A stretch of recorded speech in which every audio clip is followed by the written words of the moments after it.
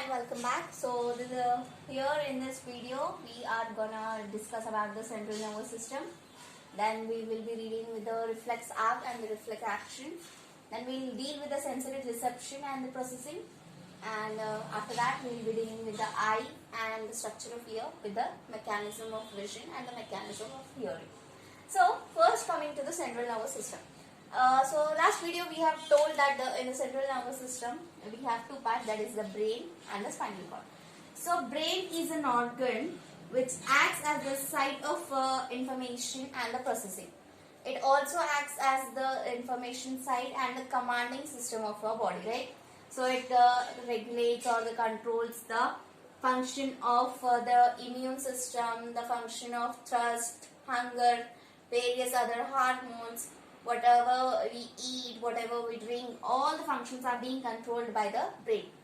It also contains like a regulation of the thirst, hunger, emotional hormones, whatever, all the function, almost all the functions in our body are being regulated by the brain.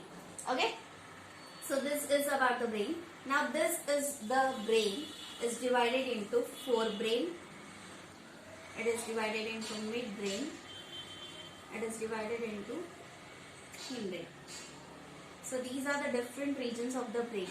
Now coming to the forebrain first. So it consists of the cerebrum. It consists of these is the cerebrum. It is a major part of the forebrain. It also consists of epithalamus, hypothalamus, and the metathalamus parts. So coming to the cerebrum. Now these cerebrum, it is a structure which you have like this is a major part of the forebrain. So if there is a bone structure, most of the part of the brain is formed by the cerebrum. So the cerebrum is divided into two lobes. Okay, so the cerebrum like this, it is divided into two lobes longitudinally. There is a fissure. Okay, so longitudinally, with the help of that longitudinal fissure, the cerebrum is divided into two lobes. Okay, so longitudinally, the structure which is dividing the cerebral hemisphere into right cerebral hemisphere and the left cerebral hemisphere. The two lobes which is connecting this right and left cerebral hemisphere refers to as corpus callosum. So these corpus callosum is a network of fibers. Okay, so there is a longitudinal structure first which will divide the cerebrum into right and left, and these corpus callosum is a structure which is a network of fibers. This will connect to cerebral hemispheres. Now these cerebral hemisphere, it has a layer of cerebral cells. Okay, it has a layer of cells around covering the cerebral hemisphere. Those cells are referred to as cerebral cortex. Okay, so these are referred to as cerebral cortex. Now these cerebral cortex, it has numerous cells. Okay, so the numerous cells covering this entire cerebral hemisphere is referred to as cerebral cortex. Now these cerebral cortex, it has a greyish appearance. Why the greyish appearance is all the nerve cells, whatever the cell body of the nerve cells are there. So all the cell body part is getting converted, like accumulated over here. So all these cell bodies are being concentrated over here in this region, giving it the greyish appearance. Hence it is also referred to as grey matter. Okay, hence it is also referred to as grey matter.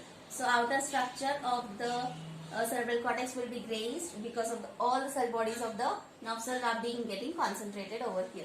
Now these contain different regions. It has a sensory region, it has a motor region, and there is an associated region into this cerebral cortex. Sensation or the sensory, this will carry from your tissue, from your cell to the brain. Whereas motor, from the brain, it will get it to your target organs or the tissues. When coming to the associated organs or the associated area, these are neither sensory nor the motor. What they will do is that moreover related to the complex system like motor functioning or the control of the memory and think. So these are the three different regions of the cerebral cortex. The inner surface of the cerebrum, what happens there is all the myelinated cells. The myelinated cells, whatever are there, being concentrated in the inner surface. Hence it is giving the whitish appearance to the inner surface of the cerebrum. Okay, so this is about the basic structure of the cerebrum. Now the cerebrum, it encloses a structure, okay, bulb-like structure called as the thalamus. It has a structure called as the thalamus. Now the thalamus, it acts as a major center of regulation for sensory and motor signal. Okay, so it has the cerebrum will extend down into a bulb-like structure known as the thalamus. The thalamus is an important structure for the regulation of sensory and the motor functions. Now these thalamus is also leading to a structure called as the hypothalamus, downwards continuation. So these hypothalamus, it is a structure where we have several centers for the secretion of various hormones. It will release certain kind of material called as the hypothalamic organs. Okay, so this is about the thalamus and the hypothalamus. So this is the thing about the forebrain. Now these hypothalamus or the cerebrum, it has certain deep structures present into it. So the deep structures such as the amygdala, okay, and amygdala you have, then you have the hippocampal region. So these are the deep structures which are present in the cerebrum. So these two will form the limbic system or the limbic lobe. These are other deep structures which are present in the cerebrum, amygdala and hippocampus. So these two will form the limbic system, and these two, amygdala and hippocampal region along with the hypothalamus, will perform and regulate the sexual behavior regulation, and it is moreover related to the feelings like emotional stress, happiness, stress, other kinds of mood related kind of feelings. This is being controlled by the limbic system. Okay, so this is how we are done with the forebrain. Now coming to the midbrain.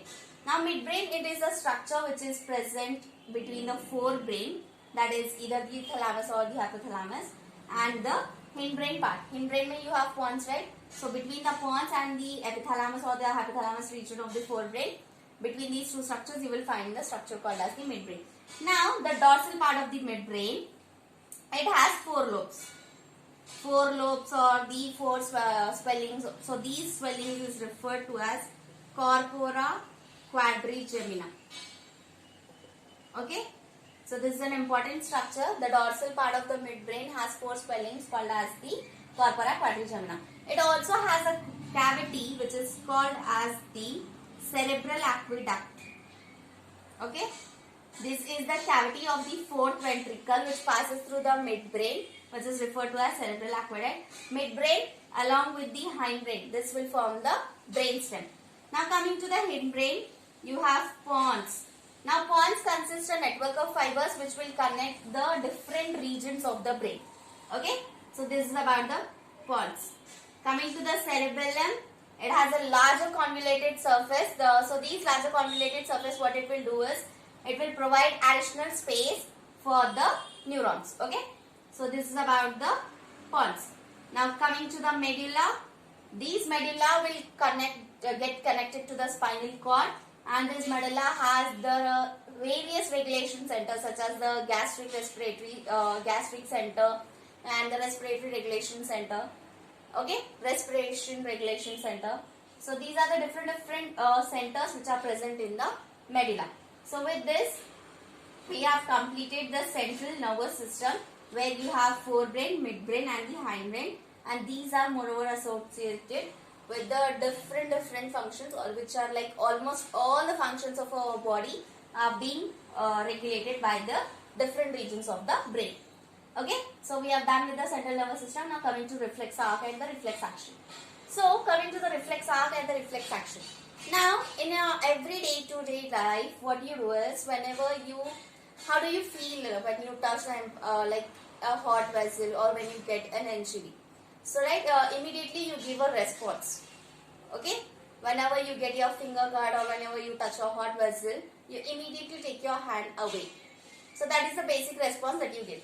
So these process of response which you get is out of your control. You don't know that you are being responding, right?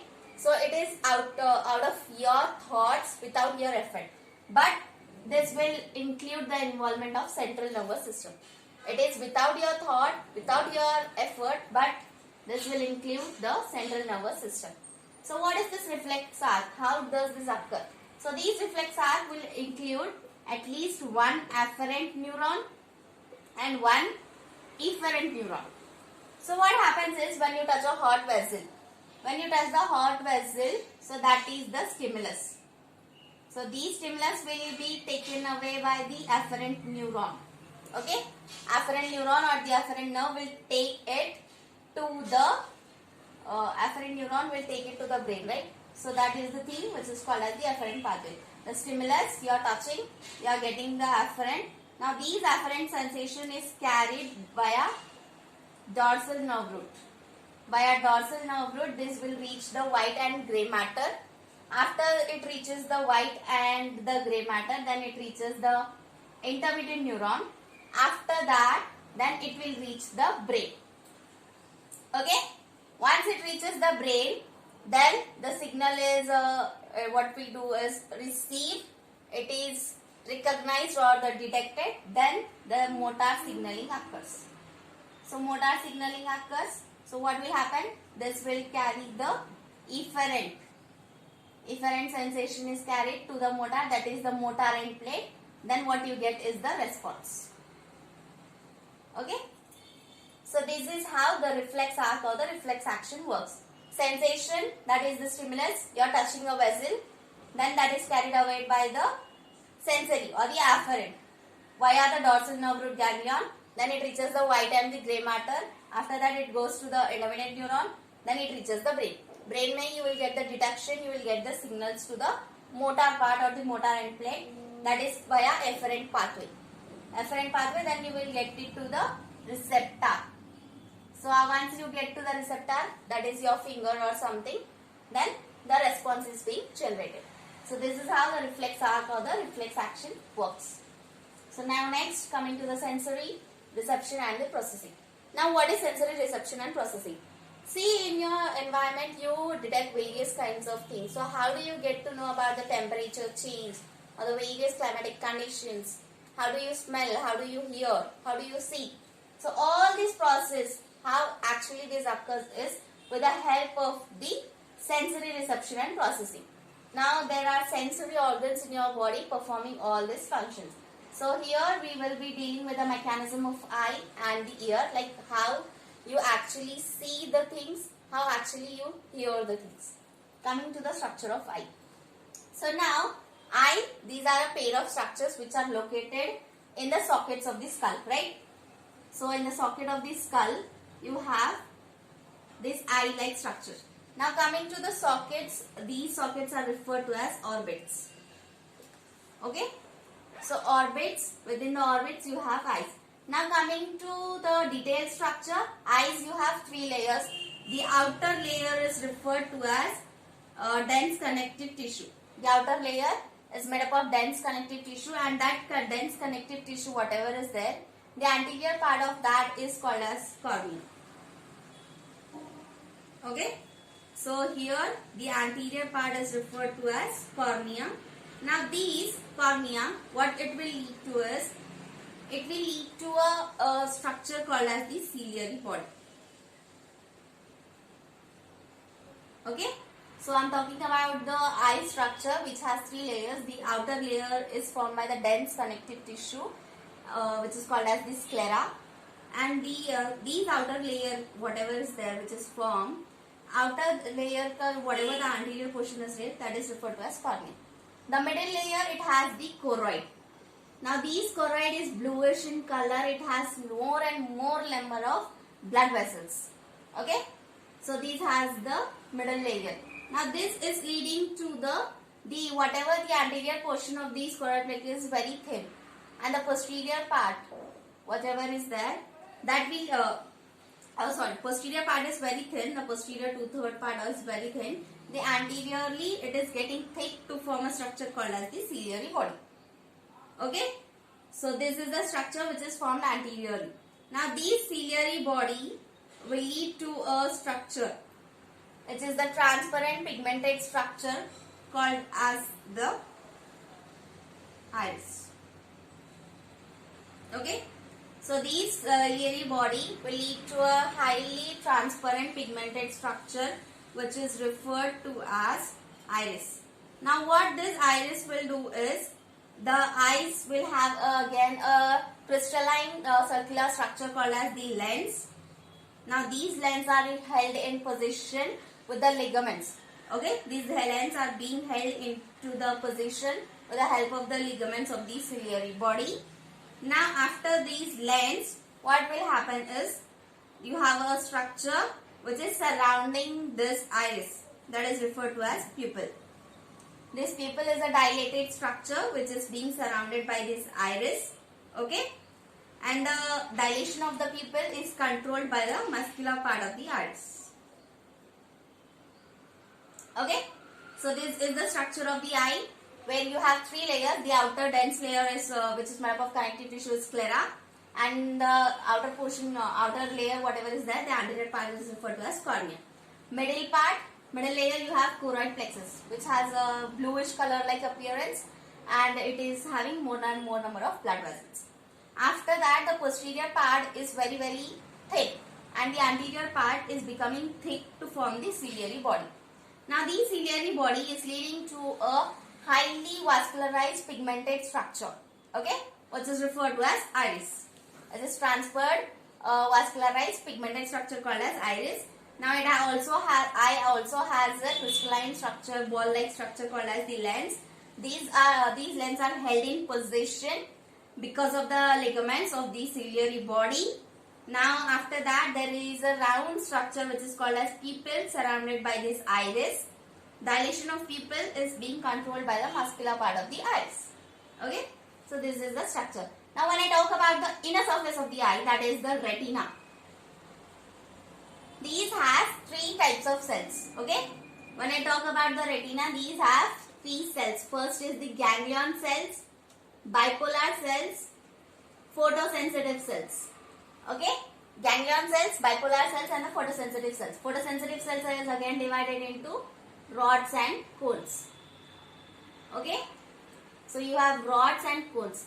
Now coming to the cones. Cones are moreover related to the daylight or the phototoic light, daylight or the colored vision. Whereas coming to the rods, they have a protein structure called as a rhodopsin in them, and they are moreover related to scotoic light. Okay, so in our human body there are three types of rod cells, which are blue, red and green. So various wavelengths of these can produce different sensations of light, but when all of these three are stimulated equally, that will lead to the production of white light. When red, blue and the green are stimulated equally, all these three cells are equally stimulated, this leads to the production of the white light. Okay, so this is the white light. Now there is a structure in the eye where you don't find this photosensitive cells. Okay, there is a point where you don't find this photosensitive cells. Now where the point the photosensitive cells are absent is referred to as blind spot, because there is no color, no cells in there, so that is referred to as blind spot. Now blind spot is a point where the optic nerve leaves and the retinal blood vessels enter into the eye. Okay, so now posterior part of the eyeball and lateral to this blind spot. Posterior part of the eyeball and lateral part of the blind spot, you have a yellowish color pigment called as the macula lutea. So this macula lutea, it has a central pigmented portion called as the fovea. Now the central fovea, what it is a thin part of the retina where you will find the maximum resolution or the visual acuity. Okay, so this macula lutea has a central portion called as the central fovea. Now this is the point where you will find the maximum resolution or the visual acuity. Okay, so this is the thing about the macula lutea. So after this blind spot, now you have got the fovea and the macula lutea. So this is how you will find. Now there is a region. Cornea is the outermost region, right? So the region between the cornea and the lens, that is the middle region. Middle region you will find the lens, right? So the region between the cornea and the lens is referred to as aqueous chamber. and the fluid which you will find between here is aqueous. Okay, aqueous fluid you will find here. And coming to the part, lens and the retina. Inner surface is the retina. So between these lens and retina, the space whatever is called, or the this is called as vitreous chamber, and the fluid is called as vitreous humor. So this is the basic structure of the eye, where you have talked about the outer surface, you have got about the middle surface, you have got about the inner surface, where you have cells, central fovea, blind spot, macula lutea, and these parts. Now coming to the mechanism of vision, how actually the mechanism of vision occurs. Now there are different segments of wavelength, right? So different wavelengths of different light rays, they are being concentrated onto the retina. Different wavelengths of lights are being concentrated onto the retina with the help of the cornea. So cornea is the outermost structure, right? So through the cornea, and retina is the innermost surface. So different wavelengths of light rays are being concentrated onto the retina through cornea. Now once that is done, the middle part you have the lens, right? So lens, what we will do is, lens will generate impulses. So lens will generate impulses through rods and cones. Once the light get induced, so what that light will do is, now the eyes you have a protein called as the rhodopsin, right? So now what it will do is, the rhodopsin pigment you have, and then you also have opsin, okay, and retinol. So rhodopsin is a pigment, purplish red color pigment which is present in the rods. So now the eyes, we have the protein pigment called as the opsin, and the aldehyde of the vitamin A, that is the retinol. So now when the light get introduced, so what that light will do is, it will dissociate this retinol and the opsin. So both are in binded form, okay. So these light will actually break this. After breaking this, the membrane permeability changes, then an opsin structure will also get changed. Once the membrane permeability changes, the structure of opsin is getting changed. After the change in the opsin structure, potential difference is created in the photoreceptor cells. Okay, so this is the innermost cells, right? Outer cell you have the ganglion cells. So potential difference is being created in the photoreceptor cells. After these potential difference, signals are being produced or generated into the ganglion cells through the bipolar cells. So from the photoreceptor, it will reach the bipolar, then bipolar 2 it will reach the ganglion cells. As I have told you that eyes have 3 types of cells, right? So they like this way, inner to outer. Photoreceptor is the outermost cells, whereas the ganglion are the innermost. So signals are being sent in this way. Finally it reaches the ganglion cells through via bipolar cells. So after the ganglion cells, the signals are being sent to the cortex area via the optic nerve. Now these visual cortex area is present in your brain. Okay, so the signals are being transmitted to the brain via visual cortex area through the optic nerve. So once it is done, the signals are being detected, they are being processed, and once they are analyzed based on the previous experiences and all, the image is formed. So this is how the mechanism of vision occurs. So with this, we have completed the eye and the mechanism of the vision. Okay. Now coming to the ear and the mechanism of ear. So how do we hear and how do we see the mechanism of hearing?